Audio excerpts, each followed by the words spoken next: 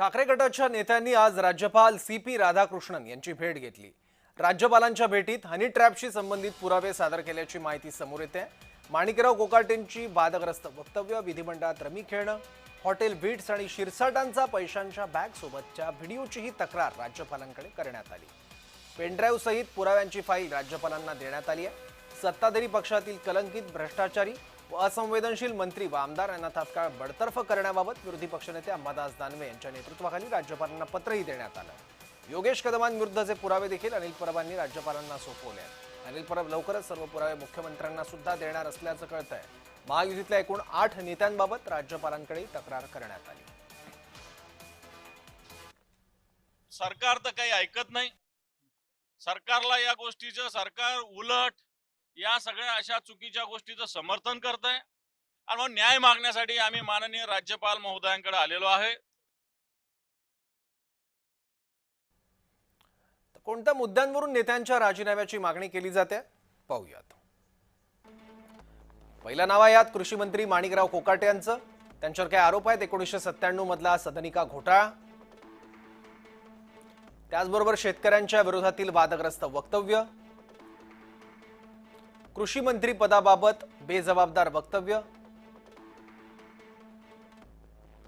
तसंच त्यांचा व्हायरल झालेला ऑनलाईन रमी खेळतानाचा एक व्हिडिओ। विधिमंडळात ते बसलेले असताना ऑनलाईन रमी खेळतानाचा एक व्हिडिओ समोर आला होता। त्याच्यावरून त्यांच्या राजीनाम्याची मागणी केली जाते।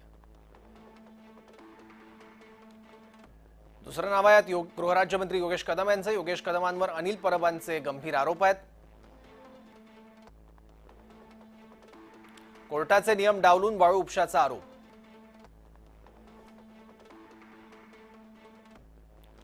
कंत्राटदाराला धमकावल्याचा आरोप,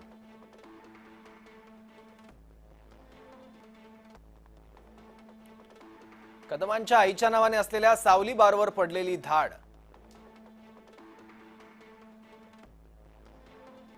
त्यात बार डान्सर म्हणून पकडलेल्या 22 मुली,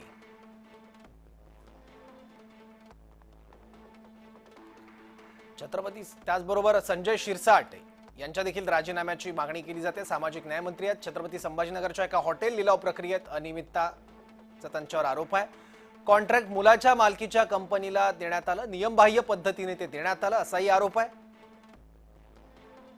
पैशांच्या बॅग सहित व्हायरल झालेला बेडरूम मधला व्हिडिओ देखील त्यांना अडचणीत आणणारा ठरलाय।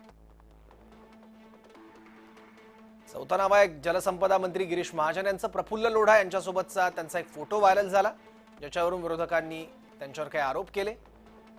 प्रफुल्ल लोढावर लैंगिक शोषण आणि बलात्काराचे आरोप आहेत।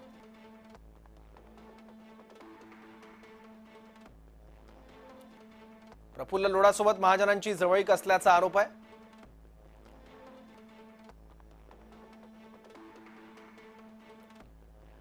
शिवसेनेचे आमदार संजय गायकवाड यांच्याही राजीनाम्याची मागणी केली जाते, कारण अनेक कारण आहेत। पोलिसांबद्दलचं वादग्रस्त वक्तव्य असेल, ज्याची दखल खुद्द मुख्यमंत्र्यांनी घेतली होती आणि कान टोचले होते गायकवाडांचे। राहुल गांधींची जीभ छाटण्याची भाषा,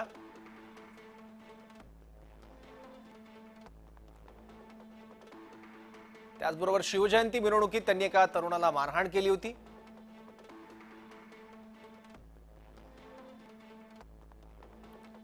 आमदार निवास कॅन्टीन मध्ये एका कर्मचाऱ्याला बेदम मारहाण त्यांनी केली।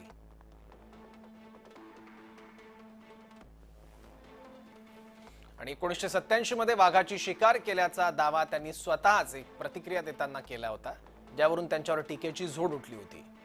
या मुद्द्यांवरून या सर्वांच्या राजीनाम्याची मागणी केली जाते।